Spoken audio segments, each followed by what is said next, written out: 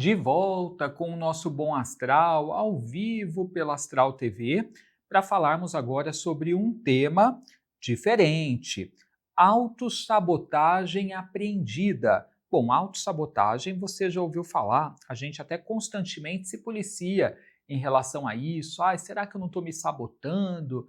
De repente é no amor, às vezes é no trabalho, às vezes é no meu sucesso. A gente costuma se policiar em relação ao tema. Agora, nós vamos conhecer um pouco mais sobre a autossabotagem, mas a aprendida. Você já ouviu falar em autossabotagem aprendida? Nós vamos chamar o Rodrigo Vasconcelos, que é terapeuta integrativo diretamente do Ceará e que vai participar desse bate-papo aqui, nos guiar para a gente conhecer um pouquinho essa definição e como lidar com isso. Bom dia, Rodrigo, tudo bem por aí? Bom dia, tudo jóia, com muito sol, Que bom! Aqui em tudo São Paulo hoje o perfeito. dia está meio cinza, viu? Né, passamos aqui 2 semanas com muita água, e Uhum. hoje o sol resolveu aparecer. Solzão aí para a galera do Ceará. Que lugar do Maravilha. Ceará você tá?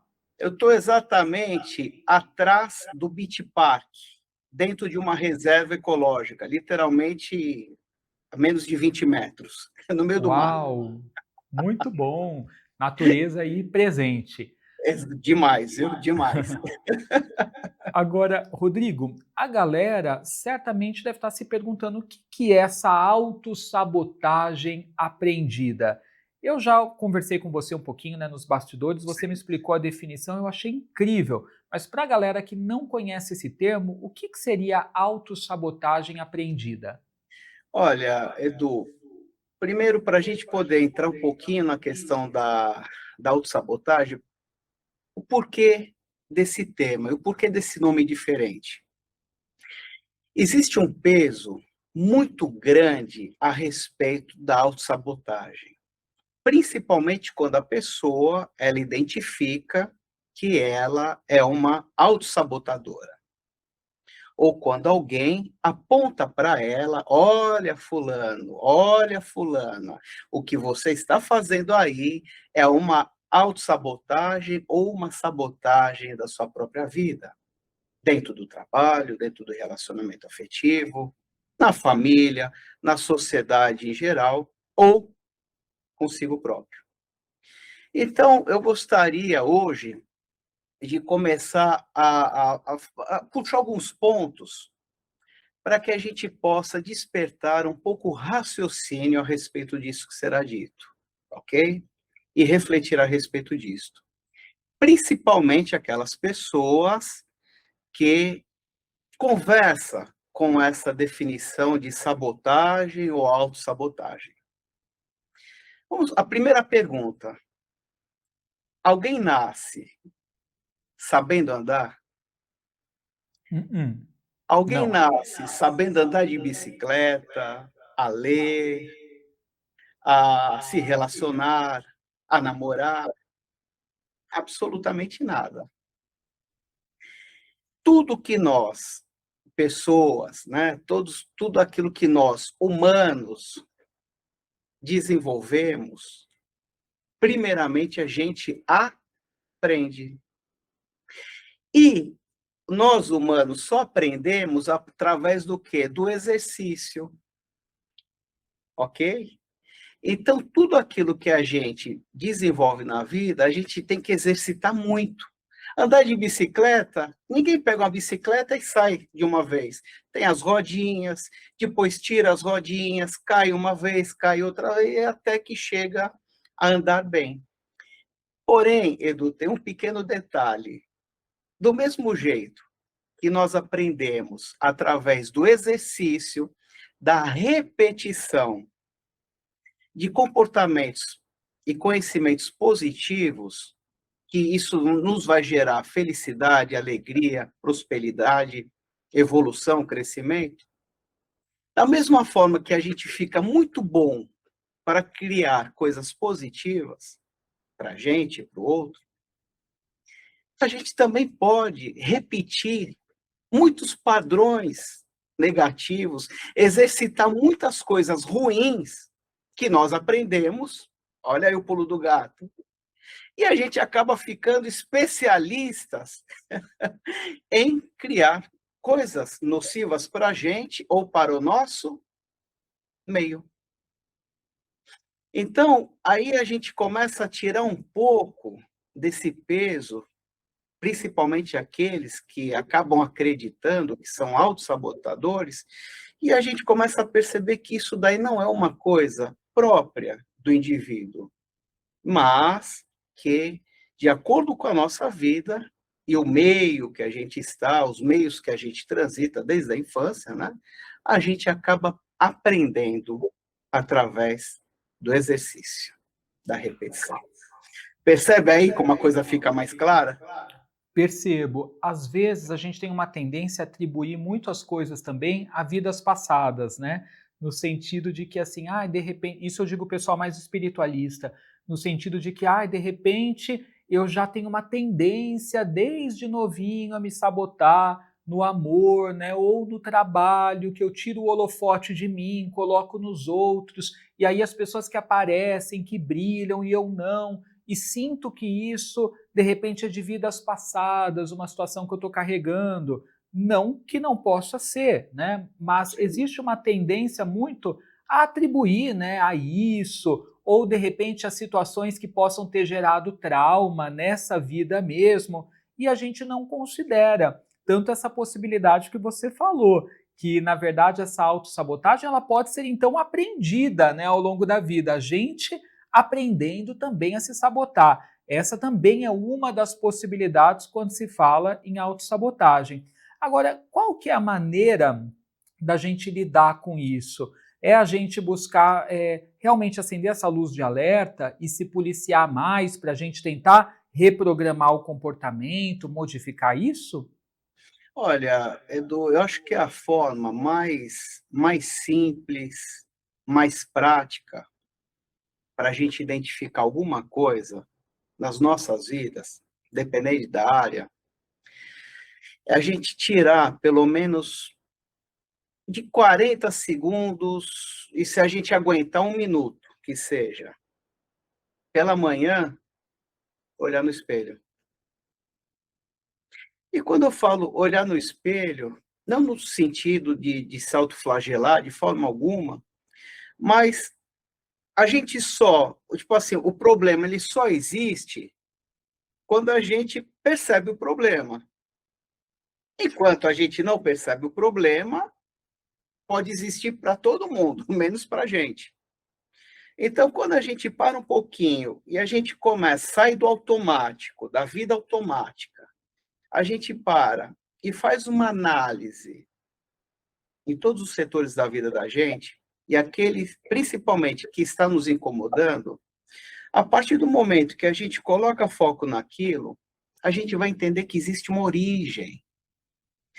E, Edu, francamente, pouco, aos meus olhos, pouco importa se é realmente de uma vida passada, eu entendo lindamente, estudo muito isso e sei da veracidade.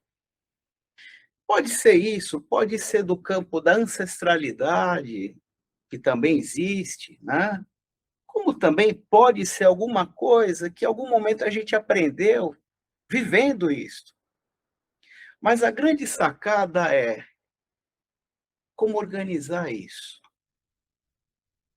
Agora, se eu olho para aquela situação e eu tenho ela como muito verdadeira, por mais que eu tente correr daquilo, aquilo sempre vai se manifestar na minha vida. Posso até exemplificar. Eu pergunto, né, para a gente, o que é mais concreto na vida da gente? É aquilo que a gente viveu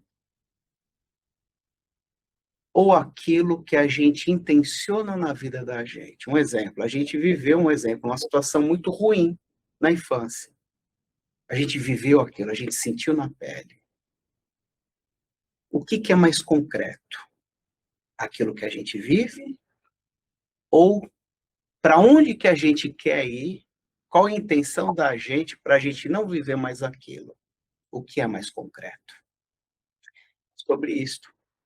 Eu posso dar até um exemplo, poderia dar centenas. de exemplo, mas eu vou pegar um bem simples.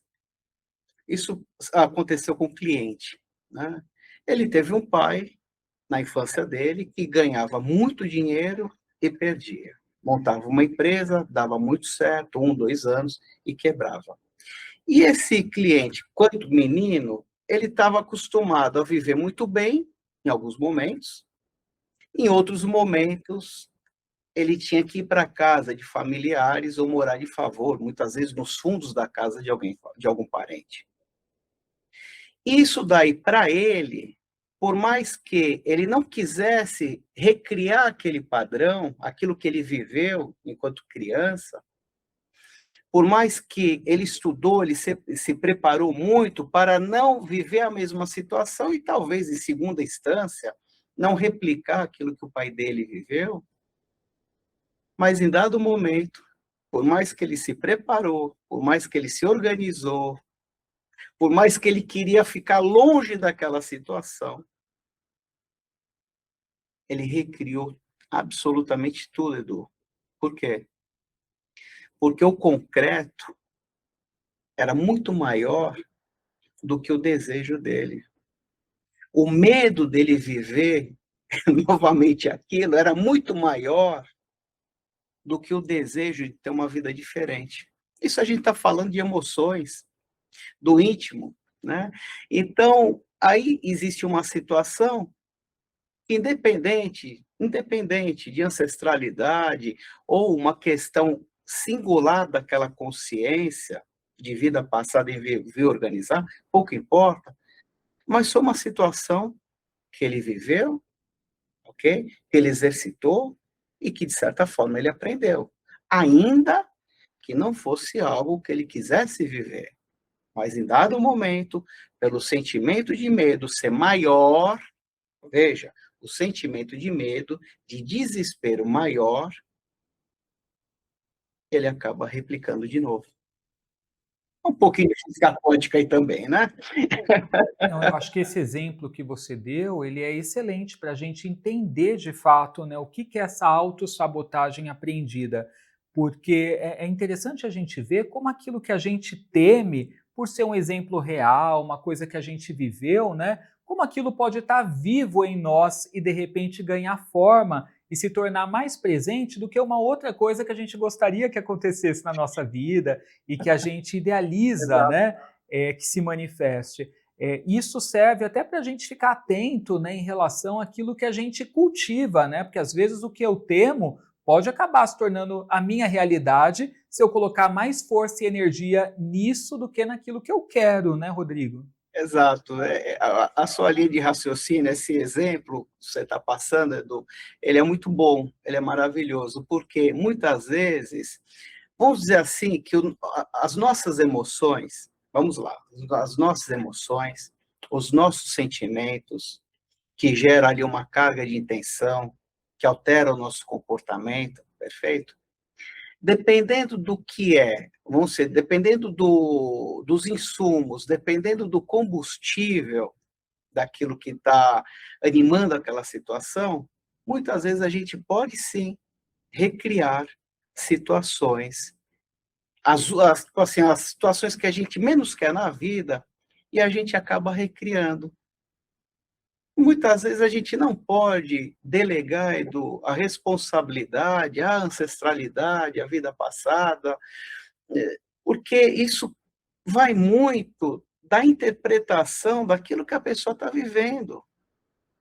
Por isso que é necessária essa questão da autoobservação, da autoanálise. Aquele comentário que eu falei, olha, 40 segundos, se você conseguir, 1 minuto, faça essa análise, porque ninguém fará por nós, entende?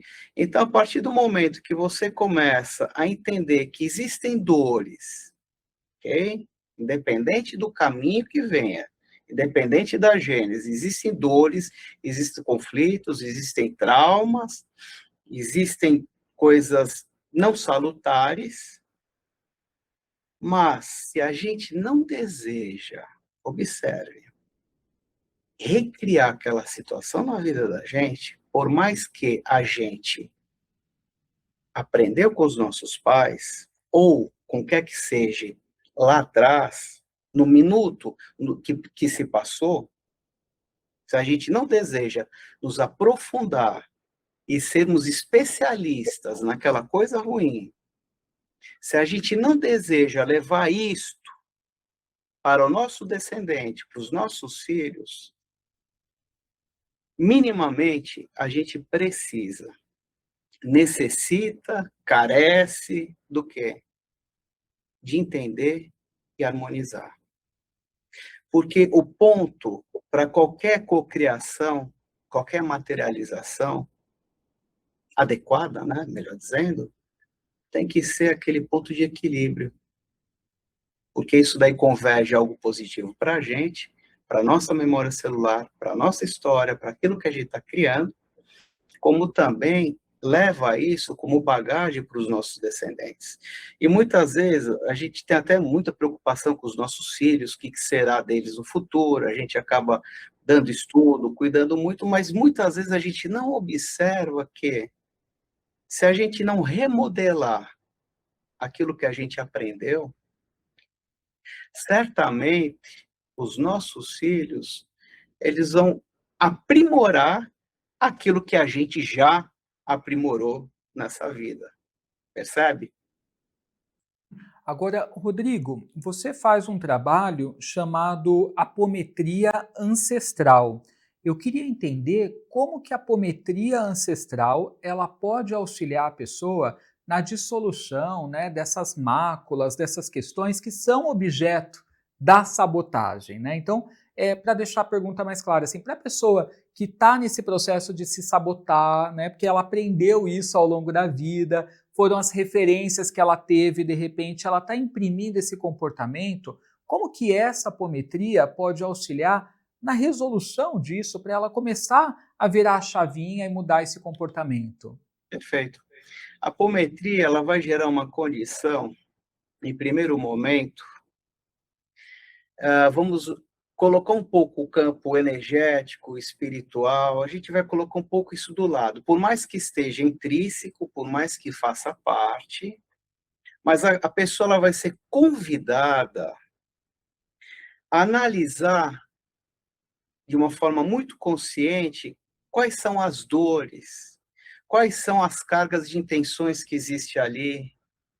Então, em primeiro momento, é necessário ela fazer um reconhecimento de forma leve, sem existir aquele peso, aquele fardo, aquele sentimento de autossabotagem materializado nela. Porque no momento que ela começa a olhar aquilo e começa a ver, observe, já através dessa percepção diferente daquele problema, ela já começa a criar um campo, aí sim, quântico, energético, vibracional, para poder o quê? Reformular aquilo. E a grande magia ou a grande mudança, meu nobre amigo, não está a partir da retina dela para fora, mas sim da retina dela para dentro. Quando ela consegue alterar isso, minimamente ela já começou a alterar o estado de consciência dela, o estado de consciência de toda a ancestralidade dela, o estado de consciência de todos os guardiões dela, ou seja, o micro-universo dela começa a trabalhar em favor dela. Então, nós, humanos, encarnados, nós temos dentro desse corpo físico capacidades maravilhosas de tanto gerar potencialidade, ou seja, dar continuidade ao crescimento e o desenvolvimento do que os nossos ancestrais geraram lá no passado, como também temos a possibilidade de ressignificar tudo aquilo que chega também nesse corpo, não só para a nossa ancestralidade, como também para as nossas questões. Então, o ponto de partida, Edu, mais uma vez, é fazer com que a pessoa, através da apometria, possa entender e se harmonizar com aquelas situações, em primeira instância. E depois o resto, aí existe um aprofundamento muito, muito profundo. A título de conhecimento, Rodrigo, como que funciona uma sessão dessa apometria ancestral? Ela pode ser feita online também? Ela pode ser feita online, sim, e tudo começa, Edu, através do quê? Do primeiro contato da pessoa, ela não precisa me falar absolutamente nada da vida dela, ela só precisa me trazer o nome completo e a data de nascimento. A partir disto, no dia, vamos supor, do nosso atendimento online, eu procuro entender através da hierarquia dela, da ancestralidade dela, o que, que precisa e o que, que é adequado organizar ali no processo dela, mas sempre respeitando aquilo que está aqui próximo dela, porque são coisas que ela tem condições. Eu costumo dizer o seguinte: quando um problema emerge, não olhe com tristeza, por mais que doa. Mas quando aquele problema emerge, ali existe uma possibilidade, uma dádiva divina, que nos indica que a gente tem capacidade de organizar aquilo. Então, não necessariamente o problema sempre será um problema, muito pelo contrário, ali pode ser um ponto de partida do que? De organização. Então, através desse nome e dessa data de nascimento, eu consigo e anoto tudo que me passam, e a partir dali a gente começa uma conversação. Aí sim começa o atendimento, e eu vou ver dentro das faculdades que a apometria ancestral me reserva, para poder começar a organizar esse processo da pessoa, no campo ancestral paterno e materno, ou outras situações que estejam aí interagindo com ela, que não necessariamente seja ancestralidade e que não necessariamente, Edu, tenha necessidade dela estar vivendo. A gente nasce, Edu, com uma proposta, com um script. Isso provavelmente você entende muito direitinho o que eu estou falando. E seria tão simples a gente desenvolver esse script ou esse roteiro. Mas existe uma coisa chamada emoções, sistema endócrino, dúvida, medo, que potencializa. Então, nós Tudo. chegamos com 500 gramas, Edu, e vamos embora, levando aí seguramente algumas toneladas, né? E aquelas asinhas não conseguem subir e transcender, fica aqui, levando aquele peso. É verdade.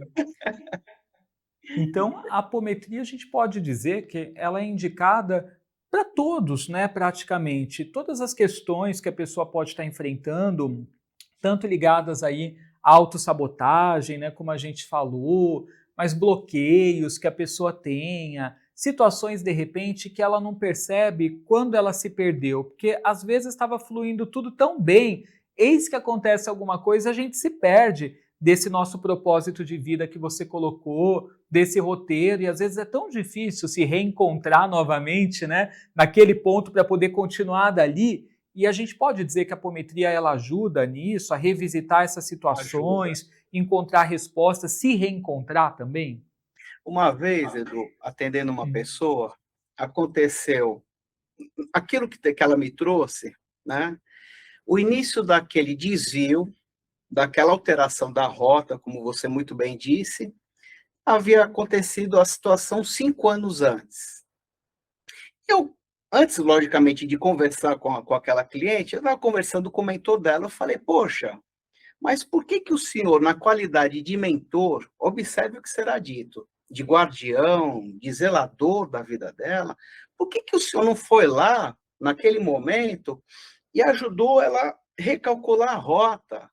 Por que que o senhor não tirou ela daquele caminho? Olha a resposta que eu tive, muito profunda, por sinal. Um Deus co-criador não interfere na cocriação de um outro Deus. Para mim, isso, Edu, foi um trimelique, porque eu entendi que todos nós, isso eu já entendia, todos nós somos co-criadores, né? Deuses em aprendizado, em construção, pequenos deuses em construção. Mas o que para mim me chamou a atenção é que os nossos irmãos espirituais ainda que eles tenham mais lucidez, mais conhecimento, mais maturidade, mais abrangência na sua percepção, eles entendem que a vida humana é uma experiência não tão como a gente sente aqui, positiva e negativa, a gente leva a dualidade à flor da pele, mas eles entendem que tudo é aprendizado. E olha só a envergadura desse irmão. Ele se considera um co-criador também, um pequeno Deus co-criador, mas ele diz: eu não tenho a capacidade e o direito de interferir na cocriação dela. Ainda que leve em caminhos um pouco mais, vamos dizer assim, mais desgastantes, né? Sendo polido, mas ainda assim é um aprendizado para minha filha. Percebe? Então, onde que a apometria ancestral ela chega? Ela consegue pegar esses momentos que a pessoa acaba indo por outros caminhos, consegue se voltar um pouquinho a bobina, a fita, é o novo, né? Voltar a fita. E a gente consegue ressignificar primeiro aquela Muito emoção. bom. Não é tirar, é ressignificar. A partir disso daí, todas as formas, pensamentos, todos os miasmas e tudo aquilo que começou a responder à cocriação dela, Uhum. acaba sendo o quê? Dissociado do campo dela, dando-lhe a Perfeito. capacidade dela voltar novamente para o script, o roteiro, o texto dela. Perfeito. Pessoal, eu vou abrir já aqui um parêntese para passar para você aí de casa os contatos do Rodrigo, que é terapeuta e conduz brilhantemente esse trabalho que é a apometria ancestral, para você saber um pouquinho mais a respeito. Primeiro, convido a segui-lo no Instagram, que é o @espacoalecrim.natura. Tá aí na tela, tá? espacoalecrim.natura. Siga lá. O WhatsApp para saber sobre as sessões de apometria ancestral, dentre outros trabalhos terapêuticos que ele oferece, é esse aqui, código 85, número 991273155. Então, código 85991273155. Só mandar mensagem, né, Rodrigo? Só mandar mensagem e se preparar para uma exímia conversa. É isso aí. Rodrigo, eu quero agradecer muito por esse papo hoje, que foi uma delícia, e já deixar combinado contigo que quinta que vem a gente volta, né? Perfeitamente, Edu, perfeitamente. Quinta-feira estaremos juntos de novo a mais uma fatia de conhecimento, de Isso reflexão. aí. Combinadíssimo. Um ótimo dia para você. Obrigado, gratidão pelos insights todos, viu? Eu que agradeço e sucesso, muita luz para todo mundo. Que assim seja para todos nós. Galera, a gente vai para o intervalo bem rápido. Quando voltarmos, tem os atendimentos com Márcia Europeia, tá? E vamos falar sobre a influência do nome e sobrenome na nossa vida. A gente já volta.